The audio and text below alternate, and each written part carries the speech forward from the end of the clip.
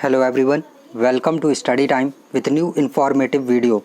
UP triple SC से PET की जो परीक्षा है उसकी जो एग्ज़ाम डेट है वो आप सभी को पता चल गई होगी कि 20 अगस्त को आपकी जो पीईटी की परीक्षा है वो होने वाली है।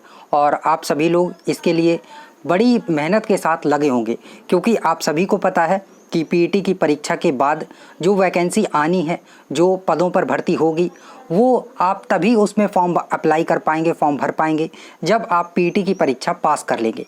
मतलब कि जो कट ऑफ स्कोर होगा उसे पास कर लेंगे, तभी आप अगली जो वैकेंसी होगी उसमें फॉर्म भर पाएंगे। और फिर आगे जो भी प्रोसेस होगा वो नोटिफिकेशन के जरिए ही पता चलेगा कि उसमें आगे क्या प्रक्रिया होगी और कितने पदों पर कितनी भर्ती आएगी।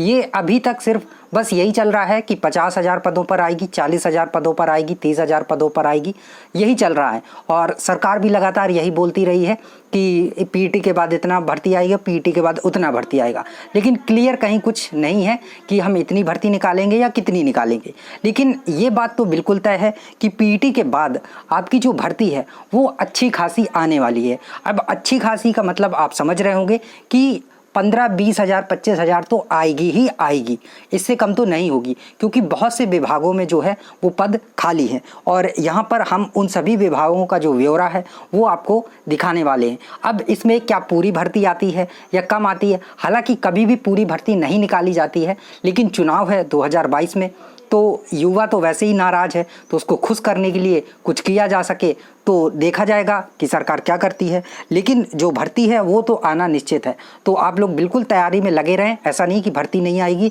या कम आएगी, कम नहीं आएगी, पर्याप्त आएगी, इतनी आएगी कि अगर आपने मन लगा के पढ़ लिया तो आपका सिलेक्शन 100% होगा। और ये मैं आपको गारंटी देता हूँ, और इस बात पे गारंटी देता हूँ कि अगर आप पढ़ेंगे तो, क्योंकि अच्छी खासी वैकेंसी आने वाली है। और यहाँ पर ये देखिए, जो यूपी में भर्ती होने वाली है तो लेखपाल के जो 7,882 पद हैं, ये इतनी भर्ती आनी है। अब हो सकता है कि ये 6,000 निकालें, 5,000 निकालें। अब ये सरकार पे डिपेंड करता है यूपी ट्रिपल एससी को कितना आदेश देता है, क्योंकि वो तो आदेश पे ही चलता है, नहीं तो सोया रहता है।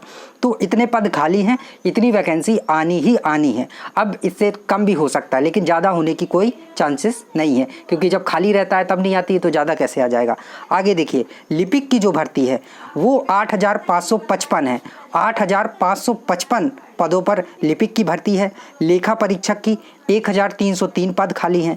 ग्राम विकास अधिकारी जो है ग्राम विकास के, उसमें 1,658 पद हैं। परिवार कल्याण विभाग में 9,222 पद खाली हैं। बाल विकास पुष्टाहार विभाग में 3,448 पद खाली हैं।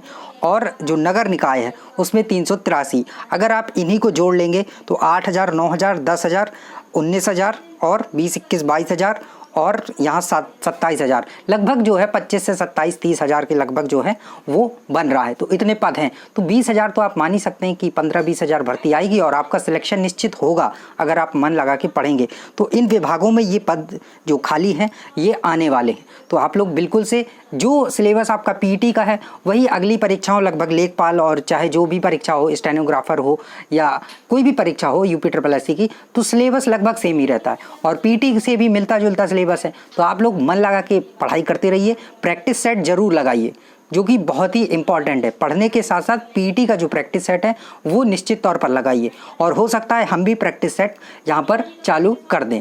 तो थैंक यू, मिलते हैं नई इन्फॉर्मेटिव वीडियो के साथ।